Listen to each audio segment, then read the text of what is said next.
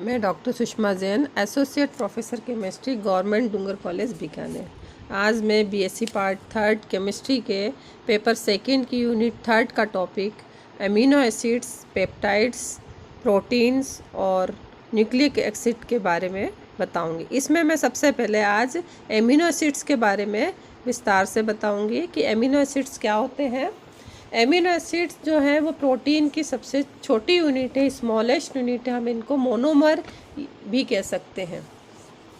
Protein जो है हमारे शरीर के मुख्य भाग है।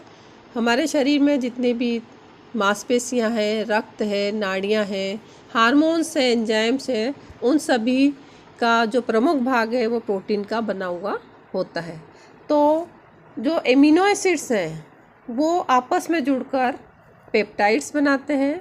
पेप्टाइड्स आपस में जुड़कर पॉलीपेप्टाइड्स बनाते हैं और पॉलीपेप्टाइड्स आपस में जुड़कर प्रोटीन बनाते हैं। यानी हम कह सकते हैं कि अगर हम प्रोटीन को हाइड्रोलाइज करें, उसका जल अपघटन करें, तो पहले पॉलीपेप्टाइड्स बनते हैं, फिर और पॉलीपेप्टाइड्स को हाइड्रोलाइज करें यानी कि जल अपघटन कर दें तो पेप्टाइड प्राप्त होते हैं और पेप्टाइड का जल अपघटन करने पर हमको अल्फा एमिनो एसिड्स प्राप्त होते हैं। यानी जो प्रोटीन है उसकी सबसे स्मॉलेस्ट यूनिट है अल्फा एमिनो एसिड्स, या बीटा अमीनो एसिड भी हो सकता है, ज़रूरी नहीं यहाँ पर अल्फ़ा हो। यानी कि एमिनो एसिड्स जो है वो इनकी प्रोटीन की सबसे स्मॉलेस्ट यूनिट है। तो एमिनो एसिड जैसा कि नाम से स्पष्ट है कि वे यौगिक जिनमें कि एक अणु में एक या एक से अधिक एमिनो ग्रुप हो, साथ ही एक या अधिक कार्बोक्सिलिक ग्रुप हो।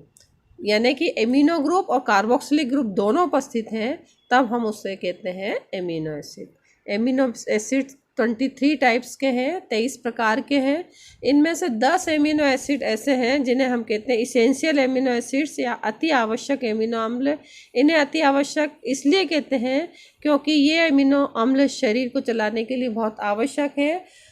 ये इन एमिनो एसिड को जो हमारा शरीर है वो सिंथेसाइज नहीं कर पाता, संश्लेषित नहीं कर पाता, इसलिए इन एमिनो एसिड्स को शरीर में बाहर से दिया जाता है। और अगर इन अमीनो एसिड्स की शरीर में कोई कमी हो जाती है तो कई तरह के रोग भी उत्पन्न हो जाते हैं। तो ये जो 10 अमीनो एसिड्स हैं ये हमारे शरीर के लिए बहुत अधिक आवश्यक है।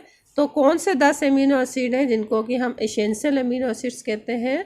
वो हैं arginine plus arginine minus histidine minus leucine plus isoleucine plus lysine minus methionine minus phenylalanine minus threonine minus tryptophan and plus valine. ये जो 10 अमीनो एसिड है ये हमारे शरीर के लिए बहुत अधिक आवश्यक है। चूँकि ये हमारे शरीर में संश्लेषित नहीं होते हैं इसलिए इन्हें बाहर से भोजन के रूप में शरीर को दिया जाता है, ताकि इनकी कमी से हमें किसी प्रकार के कोई रोग उत्पन्न ना हो। आइए हम देखते हैं कि अब एमिनो एसिड को हम किस तरह से वर्गीकृत कर सकते हैं। एमिनो एसिड को एमिनो ग्रुप और कार्बोक्सिल समूह की स्थिति के आधार पर वर्गीकरण किया जा सकता है। इसके COH ग्रुप और NH2 समूह की स्थिति के आधार पर एमिनो एसिड्स को 3 प्रकार में वर्गीकृत किया गया है। अगर एमिनो एसिड की स्थिति COH ग्रुप के अल्फा पोजीशन पर हो तब हम उसे कहते हैं अल्फा एमिनो एसिड, जैसे कि यहाँ पे दिखाया है। ये COH ग्रुप है, इसका ये वाला carbon atom alpha carbon atom है, तो इस पर NH2 ग्रुप प्रेजेंट है, इसलिए इसको हम कहेंगे अल्फा एमिनो एसिड। इसका नाम है alpha amino propionic acid. Beta amino acids, अगर COH ग्रुप के बीटा कार्बन एटम पर NH2 ग्रुप उपस्थित है तब हम उसे कहेंगे बीटा एमिनो एसिड। जैसे कि यहाँ पे दिखाया है ये COH ग्रुप, इसका ये carbon atom alpha carbon atom होगा और ये बीटा कार्बन एटम पर अमीनो ग्रुप प्रेजेंट है, इसलिए ये कहलाएगा बीटा एमिनो एसिड और इसका नाम होगा, चूँकि 3 कार्बन एटम की चेन है, तो बीटा एमिनो प्रोपियोनिक एसिड। तीसरा जो प्रकार है वो है गामा एमिनो एसिड्स। अगर एमिनो ग्रुप कार्बोक्सिलिक ग्रुप के गामा पोजीशन पर है तब हम उसे कहेंगे गामा एमिनो एसिड। जैसा कि इसमें एग्जांपल्स में दिखाया है, ये COH ग्रुप का अल्फा कार्बन एटम ये, बीटा ये और गामा ये, यहाँ पर ये एमिनो ग्रुप प्रेजेंट है, इसलिए ये हुआ गामा एमिनो एसिड। और जो कि कितने कार्बन एटम की श्रृंखला है यहाँ पर? 4 कार्बन एटम की श्रृंखला है, तो गामा एमिनो ब्यूटायरिक एसिड इसका नाम है। अमीनो एसिड्स को अम्लीय और क्षारीय प्रकृति के आधार पर भी वर्गीकृत कर सकते हैं। यहाँ पर अमीनो एसिड में जो अमीनो ग्रुप है उसकी प्रकृति क्षारीय प्रकृति और COH ग्रुप की प्रकृति है अम्लीय प्रकृति। तो यदि किसी अमीनो अम्ल में NH2 समूह और COH समूह दोनों की संख्या बराबर है, तब हम वहाँ पर कहेंगे कि अमीनो एसिड उदासीन है, क्योंकि अम्लीय प्रकृति क्षारीय प्रकृति को पूर्ण रूप से उदासीन कर देगी। अगर मान लीजिए किसी अमीनो एसिड में NH2 समूह की संख्या COH समूह से ज़्यादा है, तब उस अमीनो एसिड की जो प्रकृति है वो क्षारीय प्रकृति होगी। और यदि मान लीजिए किसी अमीनो एसिड में COH समूह की संख्या NH2 समूह से अधिक है, तो उस अमीनो समूह की जो प्रकृति होगी वो अम्लीय प्रकृति होगी। तो इस आधार पर हमने 3 भागों में विभाजित किया गया है। पहला है उदासीन अमीनो एसिड, जिसमें कि मैंने कहा है कि NH2 समूह की संख्या और COH समूह की संख्या बराबर होगी एक दूसरे के। ये दोनों एक दूसरे की प्रकृति को न्यूट्रल कर देंगे, इसलिए ये न्यूट्रल अमीनो एसिड होंगे। जैसे एग्जाम्पल के तौर पर ग्लाइसिन CH2NH2 COH, इसमें एक COH ग्रुप है और एक ही NH2 ग्रुप है, इसलिए ये उदासीन प्रकृति का होगा। एलेनिन में भी एक NH2 समूह है और एक COH समूह है, इसलिए एलेनिन भी उदासीन प्रकृति का होगा और हम इससे कहेंगे उदासीन अमीनो एसिड। दूसरे प्रकार है क्षारीय अमीनो एसिड। NH2 समूह की संख्या COH समूह की संख्या से अधिक होती है इन अमीनो एसिड्स में। जैसे कि एग्जाम्पल के तौर पर लाइसिन में NH2 समूह है एक और एक, ये दो अमीनो समूह है और COH समूह है एक। तो चूंकि अमीनो समूह की संख्या COH समूह से अधिक है, तो ये क्षारीय अमीनो एसिड है लाइसिन। और अर्जिनिन में भी अमीनो समूह की संख्या COH समूह से अधिक है, इसलिए अर्जिनिन भी क्षारीय अमीनो एसिड है। तीसरा जो प्रकार है अम्लीय अमीनो एसिड की COH समूह की संख्या NH2 समूह की संख्या से अधिक है, तो हम उस अमीनो एसिड को कहेंगे अम्लीय अमीनो एसिड। जैसे कि एग्जाम्पल के तौर पर ग्लूटामिक एसिड, जिसमें कि COH समूह की संख्या है 2 और NH2 समूह की संख्या है 1, तो हम इसे कहेंगे अम्लीय अमीनो एसिड।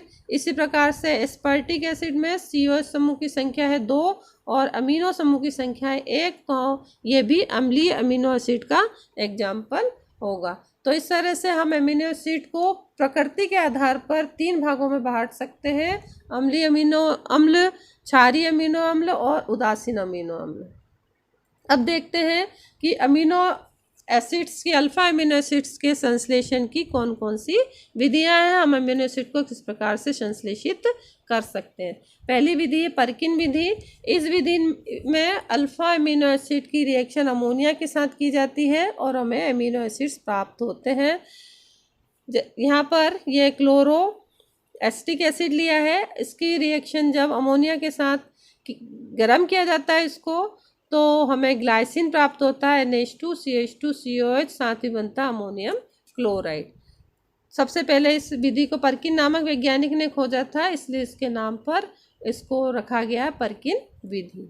दूसरी विधि है गैब्रियल थैलेमाइड संश्लेषण। इसमें पोटेशियम थैलेमाइड की अभिक्रिया अल्फा ब्रोमो एल्केनॉइड के साथ की जाती है।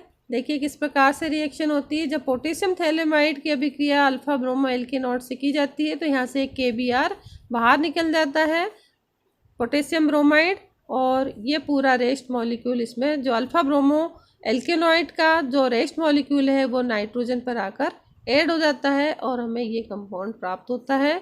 इसको जब NaOH के साथ अभिक्रिया करते हैं और फिर हाइड्रोजन क्लोराइड के साथ अभिक्रिया करते हैं, तो हमें एमिनो एसिड्स प्राप्त होते हैं, साथ में थैलिक एसिड बनता है। तो हम गैब्रियल थैलेमाइड अभिक्रिया के द्वारा हम एमिनो एसिड को सिंथेसाइज कर सकते हैं। इस अभिक्रिया में अगर हम अल्फा ब्रोमो एल्केनॉइड के स्थान पर एथिल ब्रोमो एसीटेट लेते हैं, तो हमें ग्लाइसिन प्राप्त होता है। यहाँ जो एमिनो एसिड बना है वो ग्लाइसिन बन जाएगा NH2 CH2 COH। तीसरी जो विधि है, हम मेलोनिक एस्टर से एमिनो एसिड का संश्लेषण कर सकते हैं। ये मेलोनिक एस्टर है, इसकी अभिक्रिया पहले सोडियम इथॉक्साइड से करते हैं तो मेलोनिक एस्टर का एनायन प्राप्त होता है हमें यहाँ, और फिर जब हम उसकी रिएक्शन मेथिल ब्रोमाइड से के साथ करते हैं तो मेलोनिक एस्टर का जो एनायन प्राप्त हुआ था फर्स्ट रिएक्शन के दौरान उसका एल्काइलेशन हो जाता है और हमें प्राप्त होता है CH3CH COC2H5 COC2H5। इसको जब KOH और हाइड्रोजन क्लोराइड के साथ अभिक्रिया करते हैं तो यहाँ पे हाइड्रोलिसिस हो जाती है और हमें यहाँ प्राप्त हो जाता है CH3CH COH CO और COH और 2 मोल एथिल अल्कोहल के बाहर निकल जाते हैं। अब ये डाइकार्बोक्सिलिक एसिड की अभिक्रिया ब्रोमीन के साथ कराते हैं यानी कि ब्रोमिनेशन करते हैं तो यहाँ से 1 मोल हाइड्रोजन ब्रोमाइड का बाहर निकल जाता है और ब्रोमीन यहाँ पर ऐड हो जाता है और यहाँ से जो H था वो HBr के रूप में बाहर निकल गया, बन गया CH3CBr COH होल ट्वाइस। इसको जब हम गर्म करते हैं तो यहाँ से एक CO2 बाहर निकल जाती है और बन जाएगा CH3CHBr COH, जैसा कि यहाँ पर बना है CH3CHBr COH। इसकी अभिक्रिया जब हम अमोनिया के साथ करते हैं तो इसमें से 1 मोल हाइड्रोजन ब्रोमाइड का बाहर निकल जाता है और हमें अल्फ़ा एमिनो प्रोपियोनिक एसिड प्राप्त होता है जिसका जनरल नाम है एलेनिन। तो हम मेलोनिक एस्टर से भी अल्फ़ा एमिनो एसिड्स का संश्लेषण कर सकते हैं। चौथी मेथड है स्ट्रेकर संश्लेषण। स्ट्रेकर विधि के द्वारा, स्ट्रेकर साइंटिस्ट का नाम है, साइंटिस्ट ने ये वाली मेथड दी थी इसलिए इसके नाम पर इसको बोला जाता है स्ट्रेकर संश्लेषण। इसमें एल्डिहाइड लेते हैं, जैसा कि यहाँ पे लिया एसिटल्डिहाइड और उसकी रिएक्शन हाइड्रोजन साइनाइड के साथ कराते हैं तो यहाँ पर एडिशन रिएक्शन हो जाता है और एडिशन रिएक्शन के द्वारा साइनोहाइड्रिन प्राप्त होता है। यहाँ पर प्राप्त हो गया CH3CHOHCN। इसकी रिएक्शन जब अमोनिया के साथ कराते हैं तो यहाँ से 1 मोल वाटर का बाहर निकल जाता है और एमिनो नाइट्राइल प्राप्त होता है। इस अमीनो नाइट्राइल की अभिक्रिया जब वाटर के साथ हाइड्रोलाइज कराते हैं इसको तो अल्फ़ा एमिनो एसिड्स प्राप्त होते हैं, जैसा कि यहाँ बना है CH3CHNH2COH। इसका जनरल नेम है एलेनिन या हम इसको कह सकते हैं अल्फ़ा एमिनो प्रोपियोनिक एसिड।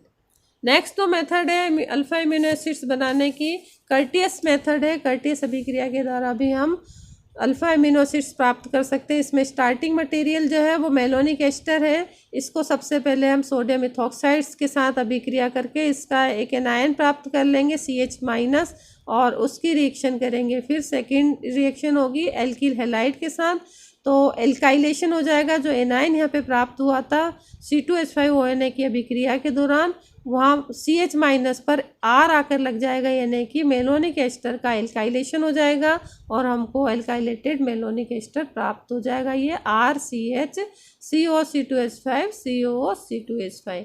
इसकी अभिक्रिया जब पोटेशियम हाइड्रोक्साइड के 1 मोल के साथ कराते हैं तो प्राप्त होता है RCH COC2H5। इस रिएजेंट की अभिक्रिया हाइड्रोजन के साथ और फिर नाइट्रस अम्ल के साथ कराते हैं तो अम्ल एजाइड बनते हैं RCH COH CON3।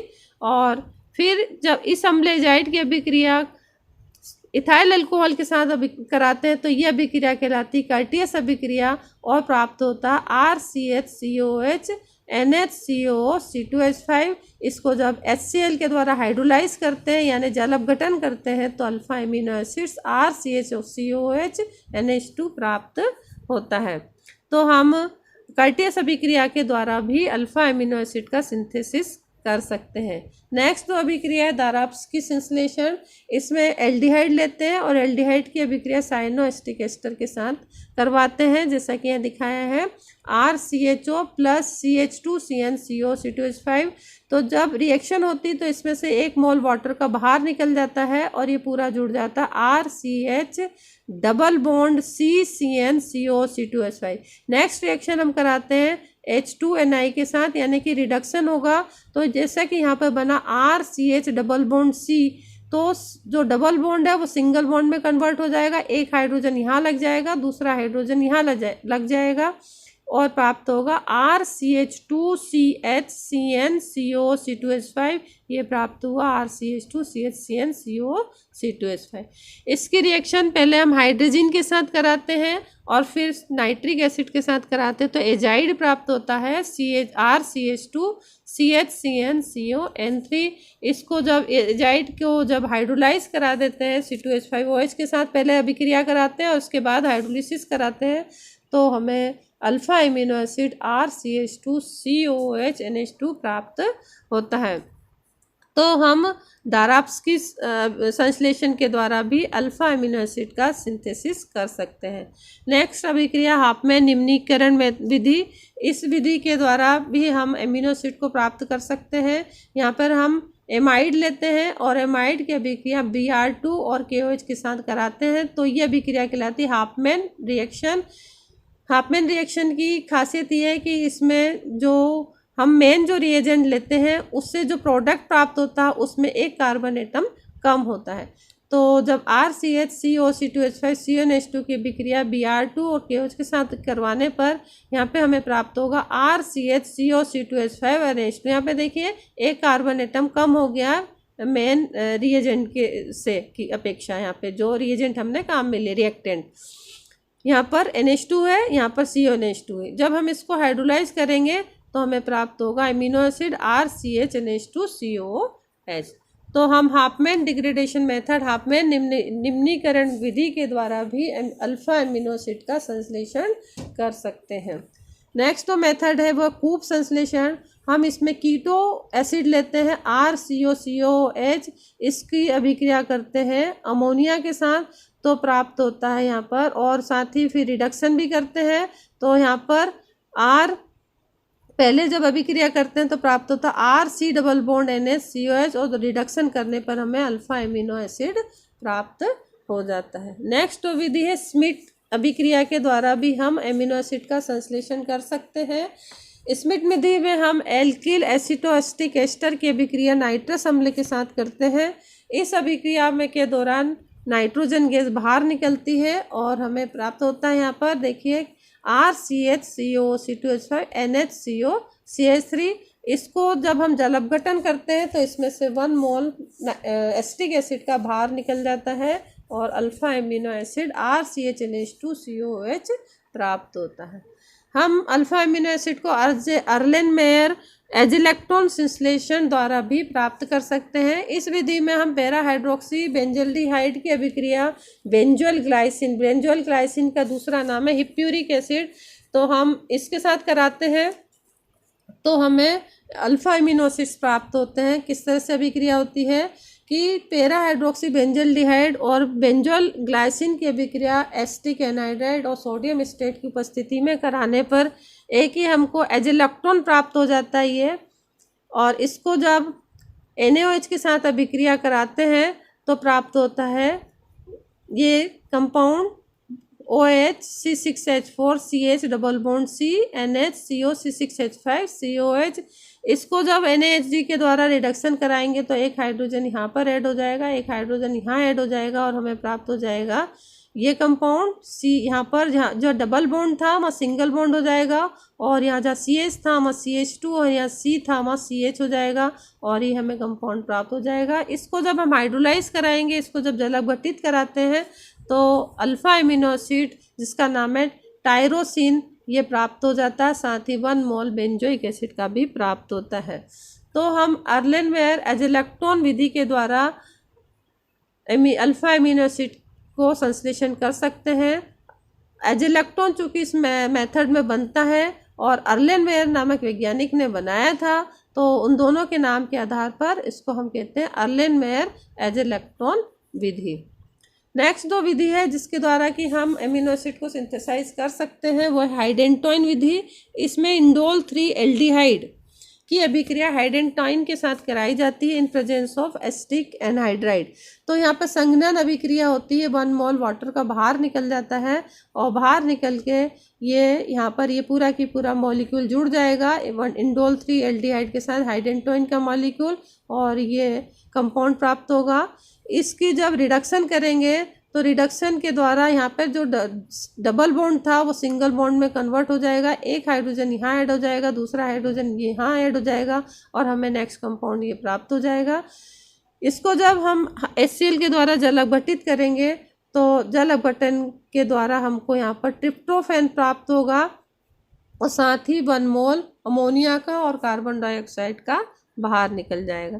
तो हाइडेंटोन विधि के द्वारा हम एमिनो एसिड्स को प्राप्त कर सकते हैं। नेक्स्ट जो विधि है वो बुकरर हाइडेंटोन विधि, जो कि हाइडेंटोन विधि का ही मॉडिफाइड रूप है। इसमें हमने हाइडेंटोन को सीधे अप्लाई किया था, सीधे इंडोल 3 एल्डिहाइड के साथ अभिक्रिया की थी, लेकिन बुकरर हाइडेंटोन विधि में जो हाइडेंटोन है वो अमोनियम कार्बोनेट और सोडियम साइनाइड की अभिक्रिया जली इथेनॉल विलयन में कराकर और फिर उसकी अभिक्रिया अगर हम ऑक्सो यौगिक से कराते हैं तो 5 प्रतिस्थापी हाइडेंटोन प्राप्त होते हैं। इस 5 सब्स्टिट्यूटेड जो हाइडेंटोन है इसकी अभिक्रिया फिर इसके साथ इंडोल 3 एल्डिहाइड के साथ कराने पर अथवा कोई दूसरे एल्डिहाइड के साथ कराने पर हमें अल्फा एमिनो एसिड प्राप्त होते हैं। तो देखिए यहाँ पर ये एल्डिहाइड लिया है, एल्डिहाइड की अभिक्रिया NaCN और अमोनियम कार्बोनेट के साथ कराने पर ये 5 सब्स्टिट्यूटेड हाइडेंटोन प्राप्त हुआ। इसको जब हाइड्रोलाइज किया तो यहाँ पर अल्फा एमिनो एसिड्स प्राप्त हो गया। इस विधि के द्वारा मेथियोनिन बनाया जा सकता है। मेथियोनिन एक एमिनो एसिड्स है। इसके लिए मेथिल थायोल की अभिक्रिया CH2 डबल बॉन्ड CH के साथ एक्राइल एल्डिहाइड के साथ की जाती है। तो यहाँ पे कंडेंसेशन हो जाता है, रिएक्शन पिरिडीन की उपस्थिति में की जाती है और बनता है CH3S CH2 CH2 CHO। इसकी अभिक्रिया जब NaCN और अमोनियम कार्बोनेट के साथ की जाती है तो ये दोनों जो रिएजेंट हैं ये मिलकर इसके साथ अभिक्रिया करके और ये बनाते हैं एक हाइडेंटोन, जिसमें कि 5 पोजीशन पर सब्स्टिट्यूटेड रिंग है, सब्स्टिट्यूटेड चेन है यहाँ पर। तो यहाँ पर हमें 5 सब्स्टिट्यूटेड हाइडेंटोन प्राप्त हो जाता है। इसकी अभिक्रिया जब NaOH के साथ कराते हैं तो एमिनो एसिड्स मेथियोनिन प्राप्त होता है, जिसका कि स्ट्रक्चर होता है CH3S CH2 whole twice CH NH2COH। तो इस तरह से हम 11 विधियों के द्वारा अल्फा एमिनो एसिड को सिंथेसाइज कर सकते हैं। धन्यवाद। मैंने बताया था कि एमिनो एसिड्स क्या होते हैं और इनको किस तरह से वर्गीकृत किया जा सकता है और इनके संश्लेषण की क्या क्या विधियां हैं। आज मैं एमिनो एसिड के भौतिक और रासायनिक गुणों के बारे में विस्तार से बताऊंगी। तो एमिनो एसिड्स के भौतिक गुण कौन कौन से होते हैं। सामान्यतः जो एमिनो एसिड्स हैं वो रंगहीन क्रिस्टलाइन ठोस होते हैं। ये जल एवं ध्रुवीय विलायकों में विलय तथा कार्बनिक विलायकों में कठिनता से विलय यानी कि स्पेरिंगली सॉल्युबल होते हैं। इनके गलनांक उच्च होते हैं। सामान्यतः अपने मेल्टिंग पॉइंट पर ये डिकम्पोज हो जाते हैं। इनके डायपोल मोमेंट का मान काफ़ी उच्च होता है। ग्लाइसिन के अतिरिक्त सभी alpha amino acids optical activity को प्रदर्शित करते हैं क्योंकि इनमें एक असममित कार्बन परमाणु होता है। और यदि हम इनका कॉन्फ़िगरेशन देखें तो इनका जो ज़्यादातर एमिनो एसिड्स हैं उनका कॉन्फ़िगरेशन एल प्रकार का होता है। कॉन्फ़िगरेशन एक्चुअली 2 प्रकार के होते हैं, डी कॉन्फ़िगरेशन और एल कॉन्फ़िगरेशन। डी कैपिटल प्रदर्शित करता है कि इसमें जो NH2 समूह है वो राइट हैंड साइड पर है और एल विन्यास प्रदर्शित करता है कि जो NH2 समूह है वो लेफ्ट हैंड साइड पर है। तो जो कॉन्फ़िगरेशन है हम ग्लिसरल्डिहाइड को मानक मानकर हम एमिनो एसिड का कॉन्फ़िगरेशन ज्ञात कर सकते हैं। जैसे कि डी ग्लिसरल्डिहाइड में अगर OH यहाँ पर है और H यहाँ पर है तो वो होगा डी ग्लिसरल्डिहाइड। और एल ग्लिसरल्डिहाइड में चूँकि यहाँ पर OH है और यहाँ H है यानी कि लेफ्ट में OH होगा और H राइट में होगा तो हम वहाँ पर कहेंगे कि यह एल ग्लिसरल्डिहाइड है। OH के सापेक्ष हमने मान लिया यहाँ पर NH2 को। NH2 कार्बन के लेफ्ट हैंड साइड पर है तो यह विन्यास जो होगा वो होगा एल कॉन्फ़िगरेशन और हम इससे कहेंगे L amino acids. Amino acid में 2 ग्रुप है, एक अमीनो ग्रुप है, कार्बोक्सिलिक ग्रुप है और इनमें संतृप्त कार्बोक्सिलिक अम्ल और संतृप्त एमिनो एसिड के तुलना में इनके लवणों का अधिक गुण होता है। इसका कारण ये है कि यहाँ पे देखिए ये NH2 ग्रुप और ये OH ग्रुप आपस में परस्पर क्रिया कर लेते हैं और एक लवण बना लेते हैं, ये RCHCO माइनस NH3+। तो इसमें जो अमीनो एसिड है इसमें एक तरह से लवणों के गुण आ जाते हैं, तो बजाय अपने एमिनो एसिडिक ग्रुप और एमिनो ग्रुप की तुलना में लवण से अधिक समानता को प्रदर्शित करते हैं। अब चूंकि यहाँ पर इनमें अंतर क्रिया हो गई NH2 और OH में, और उसके फलस्वरूप यहाँ पर जो प्रोटोन है, हाइड्रोजन है जो है वो एज ए प्रोटोन के रूप में बाहर निकल के आया और इस NH2 पर ऐड हो गया, NH3 बन गया, इलेक्ट्रॉन दे गया ऑक्सीजन एटम को, तो ऑक्सीजन पर ऋण चार्ज आ गया। तो इस कारण से जो आयन बना वो डायपोलर आयन बना, इसमें कि दो पोल है, पॉजिटिव पोल और नेगेटिव पोल। तो इसे हम कहते हैं डायपोलर आयन, या हम इसको जीटर आयन भी कहते हैं। तो ये जो संरचना है ये जीटर आयन संरचना है एमिनो एसिड्स की। ज़्यादातर ये जो अमीनो एसिड है वो जीटर आयन संरचना में ही पाया जाता है। बाद में इसके पक्ष में बहुत सारे प्रमाण भी दिए गए हैं। अब हम देखते हैं कि एमिनो एसिड के कौन कौन से रासायनिक गुण हैं। तो एमिनो एसिड में चूंकि दो ग्रुप है, एक एमिनो ग्रुप है, एक कार्बोक्सिलिक एसिड ग्रुप है, तो कुछ अभिक्रियाएं अमीनो समूह के कारण संपन्न होती हैं, कुछ अभिक्रियाएं कार्बोक्सिलिक अम्ल के कारण संपन्न होती हैं, और कुछ अभिक्रियाएं ऐसी हैं जो अमीनो और कार्बोक्सिलिक एसिड दोनों के कारण संपन्न होती। तो हम देखते हैं कि एमिनो एसिड की कौन सी अभिक्रियाएं हैं जो कि एमिनो समूह के द्वारा संपन्न होती हैं। तो सबसे पहली अभिक्रिया है अम्लों से अभिक्रिया। एमिनो एसिड्स अम्लों के साथ अभिक्रिया करके लवण बनाते हैं, जैसे कि यहाँ पर ये NH2CHRCOH प्लस HCl, इसने बना लिया ये लवण। NH3 plus CHRCOH Cl minus, amino acid hydrochloride, यानी कि अम्लों के साथ अभिक्रिया करके लवण बनाते। ये लवण बनाने की प्रकृति ही बताती है कि इसमें NH2 समूह उपस्थित है। NH2 समूह की जो प्रकृति है वो क्षारीय प्रकृति है, तो क्षार और अम्ल मिलकर लवण का फॉर्मेशन कर लेते हैं। दूसरी जो अभिक्रिया है वो है एल्काइलेशन। अगर एमिनो एसिड की अभिक्रिया एल्किल हैलाइड के साथ करते हैं तो एन एल्किल प्रतिस्थापी एमिनो एसिड्स बनते हैं, जैसे कि यहाँ पर रिएक्शन में दिखाया गया है। RCHNH2COH plus R-X equal to R-X है RCHNHR, यानी कि यहाँ पर जो NH2 समूह था इस NH2 समूह का एल्काइलेशन हो गया। यहाँ पर एक H हटकर उसके स्थान पर R लग गया, यानी कि एल्किल ग्रुप लग गया NHR-COH प्लस HX। अगली रिएक्शन है, इसका हम एसिटाइलेशन कर सकते हैं।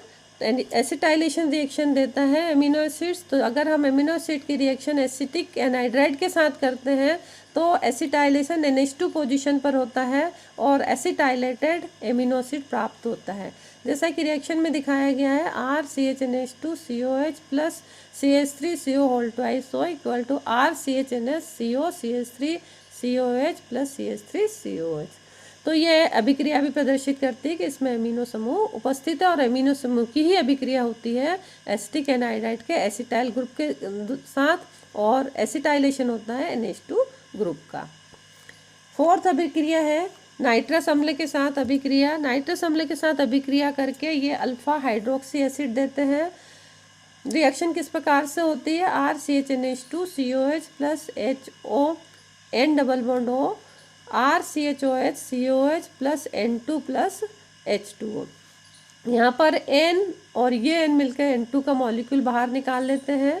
ये OH यहाँ पर ऐड हो जाता है और H2 और O मिलकर एक वाटर का मॉलिक्यूल यहाँ से बाहर निकाल देते हैं। इसी तरह से अभिक्रिया नाइट्रोसिल क्लोराइड के साथ भी होती है। अमीनो एसिड नाइट्रोसिल क्लोराइड, जिसका दूसरा नाम है टिल्डन रिएजेंट, टिल्डन अभिकर्मक, इसके साथ अभिक्रिया करके अल्फा हेलो एसिड्स देते हैं। यहाँ पर देखिए RCHNH2COH plus NOCl equal to RCHClCOH plus N2 plus H2। अभिक्रिया बिल्कुल जैसे नाइट्रस अम्ल के साथ हुई थी उसी प्रकार से होती है। ये NH2 यहाँ से नाइट्रोजन और ये नाइट्रोजन मिलके N2 बाहर निकाल देते हैं, H2 और O मिलके H2O बाहर निकाल देते हैं, और जो Cl है इसका NOCl का वो यहाँ पर ऐड हो गया और बन गया ये RCHClCO H।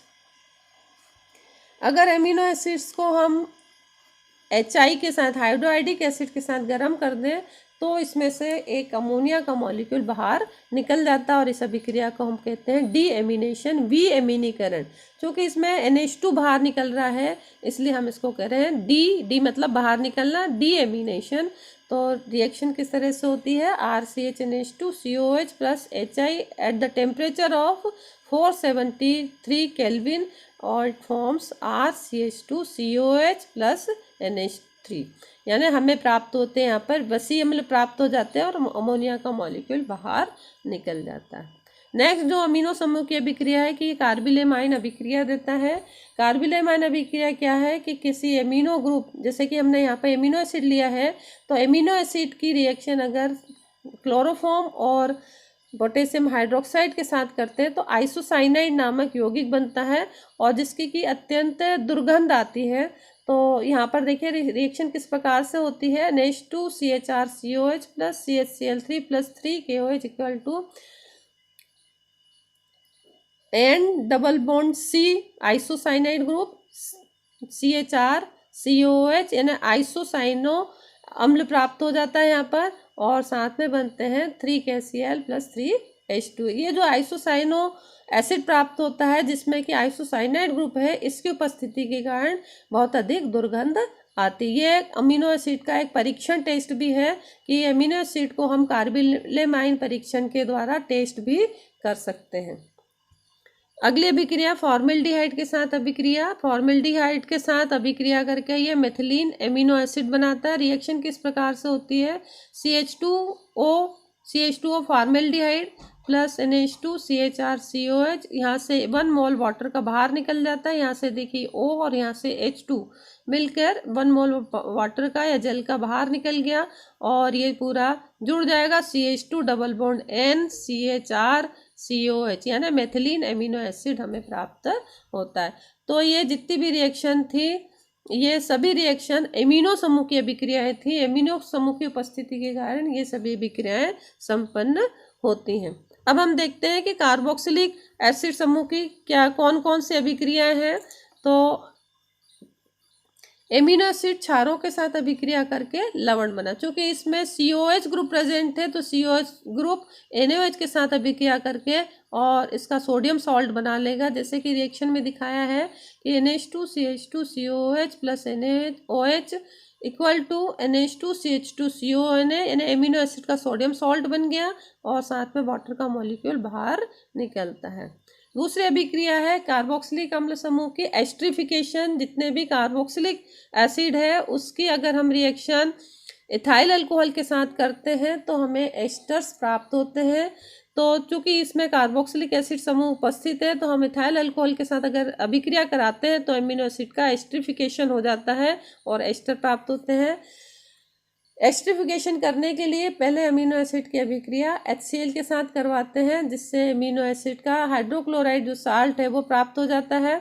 फिर इसकी अभिक्रिया इथाइल अल्कोहल के साथ कराते हैं तो इसमें से 1 मोल वाटर का बाहर निकल जाता है और जो COH ग्रुप है उसका एस्टरिफिकेशन हो जाता है। फिर जब हम इसको सिल्वर हाइड्रोक्साइड के द्वारा हाइड्रोलाइज करते हैं तो हमें जो प्राप्त होता है एस्टर प्राप्त होता है NH2CH2COC2H5, साथ ही AgCl बाहर निकलता है और 1 मोल वाटर का बाहर निकल जाता है। यानी कि इसमें जो COH ग्रुप है उसने अभिक्रिया कर ली किसके साथ, C2H5OH के साथ और COH ग्रुप के स्थान पर क्या बन गया, COC2H5 यानी कि इसका एस्टरिफिकेशन हो गया। अगली जो अभिक्रिया है जो कि प्रदर्शित करती है कि एमिनो एसिड में COH समूह उपस्थित है कि अगर हम एमिनो एसिड का एसिटाइलेशन करते हैं तो एसिटाइलेशन करने पर यहाँ पर ये जो NH2 समूह है ये NH2 समूह का एसिटाइलेशन हो जाता है और बन जाता है, यहाँ से एक H बाहर निकल जाएगा और CH3CO समूह इसमें जुड़ जाएगा तो CH3CONH CH2COOH बन जाता है और साथ ही 1 मोल यहाँ पे बाहर निकलेगा एसिटिक एसिड का। अब अगर हम इसकी अभिक्रिया PCl5 के साथ करते हैं यानी फास्फोरस पेंटास क्लोराइड के साथ करते हैं तो इसमें से में फॉस्फोरस ऑक्सी ट्राइक्लोराइड बाहर निकल जाता है और बन जाता है CH3CONH CH2COCl। यहाँ का जो OH है इसकी रिएक्शन होगी PCl5 के साथ और बनेगा यहाँ पर हेलोजन ऐड हो जाएगा और बन जाएगा CH3CONH CH2COCl। ये आप इसकी जब रिएक्शन हम HCl के साथ कर देते हैं तो इसमें से 1 मोल एसिटिक एसिड का बाहर निकलकर एमिनो एसिटाइल क्लोराइड बन जाता है जिसका स्ट्रक्चर है NH2CH2COCl। एमिनो एसिड में से हम जो कार्बोक्सिलिक अम्ल है उसमें से हम 1 मोल कार्बन डाइऑक्साइड का भी बाहर निकाल सकते हैं और इस अभिक्रिया को, चूंकि इसमें से 1 मोल कार्बन डाइऑक्साइड बाहर निकलती है तो हम इसको बोलते हैं विकार्बोक्सिलीकरण या डी कार्बोक्सिलेशन। अभिक्रिया में हम जो डीकार्बोक्सिलेशन है वो बेरियम हाइड्रोक्साइड के द्वारा करवाते हैं। अभिक्रिया किस प्रकार से होती है, RCHNH2COH 1 मोल यहाँ से CO2 का बाहर निकल गया और बन गया RCH2NH2 और BaCO3 बनेगा साथ ही वाटर का मॉलिक्यूल बाहर निकल जाएगा। तो ये अभिक्रिया भी प्रदर्शित करती है कि एमिनो एसिड में कार्बोक्सिलिक एसिड समूह उपस्थित होता है या कार्बोक्सिलिक एसिड समूह उपस्थित होने के कारण अमीनो एसिड ये अभिक्रिया देता है। नेक्स्ट जो अभिक्रिया है वो अपचयन है, रिडक्शन है। हम अमीनो एसिड का रिडक्शन कर सकते हैं। अमीनो एसिड में जो COH ग्रुप है उसका रिडक्शन आसानी से लिथियम एल्यूमिनियम हाइड्रोइड के द्वारा किया जा सकता है। क्या रिएक्शन होती है, NH2CH2COH LiLH4 अपचयन NH2CH2CH2OH amino alcohol. तो COH समूह की उपस्थिति के कारण ये वाली अभिक्रिया संपन्न होती है। अगली अभिक्रिया है सोरेनसन फॉर्मल अनुमापन टाइट्रेशन है। एमिनो एसिड की चूंकि जो स्ट्रक्चर है वो जीटर आयन स्ट्रक्चर है, डायपोलर स्ट्रक्चर है जिसमें कि 2 पोल उपस्थित है NH3+ और CO-। तो इसकी पूरी स्ट्रक्चर है NH3+ CH2CO-। तो इनका अगर हम क्षारों के साथ अनुमापन करना चाहें तो नहीं कर सकते जब तक कि यहाँ पर जो NH2 ग्रुप है इसको हम प्रिजर्व ना कर ले, इसको अगर हम रक्षित ना कर ले। यानी कि हमें इस NH2 समूह को पहले रक्षित करना पड़ता है, प्रोटेक्ट करना पड़ता है और फिर हम क्षारों के साथ इसका अनुमापन कर सकते हैं। अनुमापन किसका, COH समूह का अनुमापन कर सकते हैं इसको प्रोटेक्ट NH3+ को प्रोटेक्ट करके। और यदि हम इसकी अभिक्रिया 2 फॉर्मेल्डिहाइड के साथ कराते हैं तो हमें प्राप्त होता है डायमेथिलीन ग्लाइसिन मुख्य उत्पाद के रूप में और को प्रोडक्ट के रूप में प्राप्त होता है RCHN+CH2COH। तो हमें क्या करना होता है कि पहले इस NH2 को प्रिजर्व करना पड़ता है। हम इसको प्रिजर्व कर लेते हैं या इसको प्रोटेक्ट कर लेते हैं और इसके बाद फिर हम किसी मानक क्षार के द्वारा जो उत्पाद होता है, प्रोडक्ट होता है, उसको किसी मानक क्षार के द्वारा अनुमापन करके और एमिनो एसिड का हम मात्रात्मक आकलन जिसको हम बोलते हैं एस्टिमेशन भी कहते हैं कि उसमें उस एमिनो एसिड में